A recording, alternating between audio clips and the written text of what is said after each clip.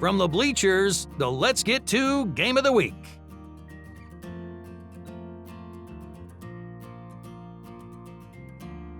So this is from the Bleachers. We're not coming to you from the Bleachers. We're coming to you from out front of the Kinsella house. That's right, the famous house in Field of Dreams. You might notice behind us, we've got youth baseball going on in front of the famous corn. I can't imagine what an exciting adventure it must be to get to play ball on this field. We've had a great time so far in Iowa and Indiana. We've seen 3 ball clubs, and the first one we saw was kind of an impromptu trip. Jessica and I swung by to Cedar Rapids to see the Kernels, so check out what we saw. To explain how we stumbled upon one of my favorite ballparks, we'd have to go back to the day before. We were supposed to fly out to Normal, Illinois to throw out the first pitch on Star Wars night. Talk about a dream come true. But rain in Chicago and Southwest Airlines had other ideas, and after we'd gotten through security, we learned our flight was canceled. So we decided to be positive and pivot and go straight to Iowa.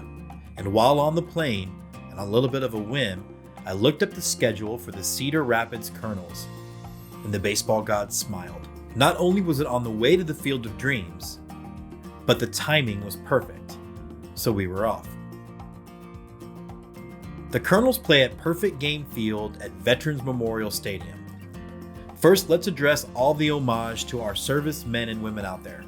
It's classy and touching and representative of all of the branches and most of the conflicts that we fought in.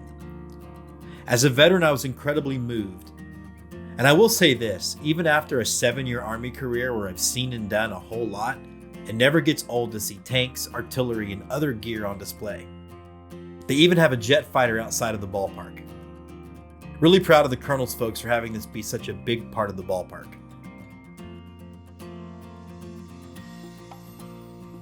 Now walking up, it was nice to see lines.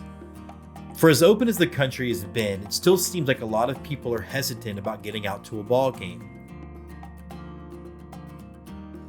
Inside the gates, you have a ballpark that's alive with energy. A beautiful playing surface that, on a clear day, would have been breathtaking, and even today was stunning.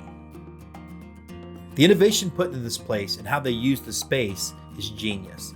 They've got group seating all over the ballpark, wide open concourses, and plenty of places to post up, left with great views of the game.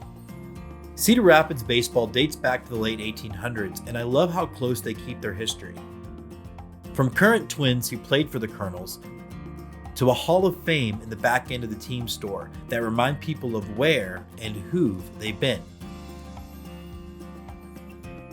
Even some Astros love. You might remember that Joe Sambito made our "If we were to make an Italian food out of Astros names" segment last year. 2020 with no baseball was weird. I love that they even marked Twins retired numbers as they close in on 20 years of connection with Minnesota. And speaking of history, they commemorate Elsie Curran Kramer, their first female GM. We do have to talk about the food. They've got a large barbecue joint in the middle of the concourse serving some of the best dogs and burgers we've ever had. We're definitely in rarefied baseball air. Talk about a great first impression of Iowa. The baseball gods pushed us there, and we came away loving this little piece of baseball heaven.